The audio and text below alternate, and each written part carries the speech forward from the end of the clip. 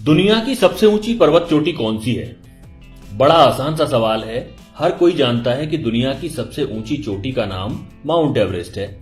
दरअसल ये उन बेसिक सवालों में से एक है जो हमें बचपन से ही रटाए जाते हैं। आप में से बहुत से लोग ये भी जानते होंगे कि माउंट एवरेस्ट का नाम एक अंग्रेज अधिकारी सर जॉर्ज एवरेस्ट के नाम पर रखा गया था। लेकिन जो आप में से बहुत से लोग नहीं जानते होंगे वो ये है कि जिन सर जॉर्ज एवरेस्ट के नाम पर माउंट एवरेस्ट का नाम रखा गया, उन्होंने न तो कभी माउंट एवरेस्ट की ऊंचाई मापी और न ही वे कभी अपने जीवन में माउंट एवरेस्ट के आसपास भी फटके।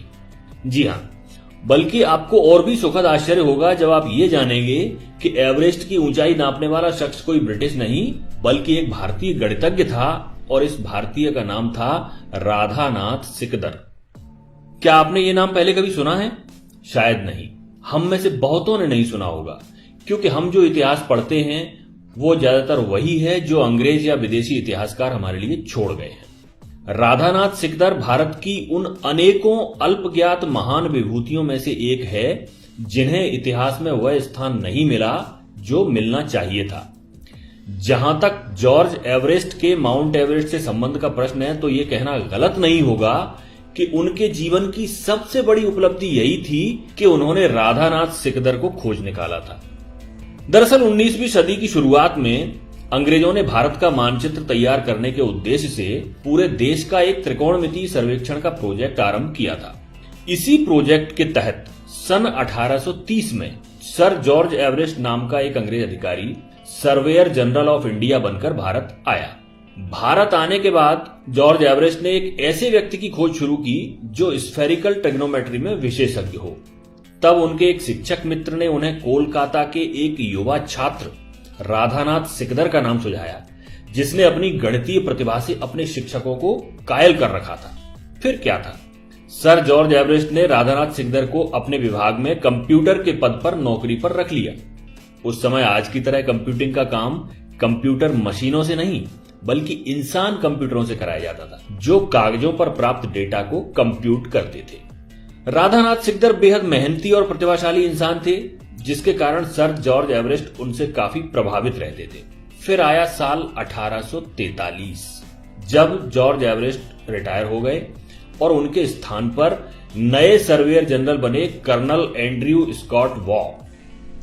अब ध्यान रहे, अब तक माउंट एवरेस्ट, जिसे उस समय पीक एक्सवी के नाम से जाना जाता था, की ऊंचाई नापने का काम शुरू नहीं हुआ था। ये तो कर्नल एंड्रयू स्कॉट वॉ थे जिन्होंने राधानाथ को पीक एक्सवी की ऊंचाई मापने का काम सौंपा। राधानाथ अपने काम में जी जान से लग गए और सालों की कड़ी मेहनत के बाद आखिर 1852 में पीक एक्सवी की ऊंचाई बताने में सफल हुए। उन्होंने बताया कि इसकी ऊंचाई 29,002 फीट है जो दुनिया में ज्ञात सभी पर्वत चोटियों से ज्यादा है। लेकिन इसके बाद भी इसकी तत्काल घोषणा नहीं की गई क्योंकि राधानाथ अपनी हर गणना से हर तरह से संतुष्ट होना चाहते थे।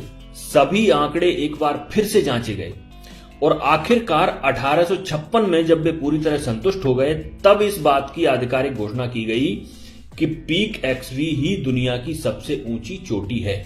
इससे पहले कंचनजंगा को दुनिया का सबसे ऊंचा पर्वत शिखर माना जाता था। खैर, अब बारी आई पीक एक्सवी का नाम रखने की।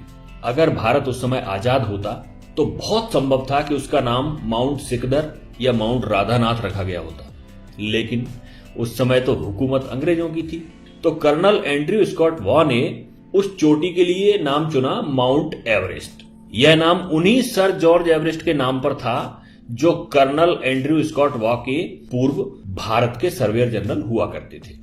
तो इस तरह एक प्रतिभाशाली और परिश्रमी भारतीय गणितज्ञ जिसकी शोहरत पूरी दुनिया में होनी चाहिए थी, जो अपने काम के प्रति इतना समर्पित था कि उसने आजीवन विवाह नहीं किया, उसके योगदान को बड़ी आसानी से भुला दिया गया। लेकिन उस समय तो जो हुआ सो हुआ, शासन अंग्रेजों का था और हम ज्यादा कुछ कर नहीं सकते थे। परंतु दुख की बात तो यह है कि आज इतने सालों के बाद भी जब भारत आजाद हो चुका है, हम में से ज्यादातर भारतीय अपने ही देश के इस महान गणितज्ञ का नाम तक नहीं जानते हैं। क्या आपको नहीं लगता कि हमें अपने बच्चों को इतिहास के इन भूले बिसरे नायकों के बारे में बताना चाहिए?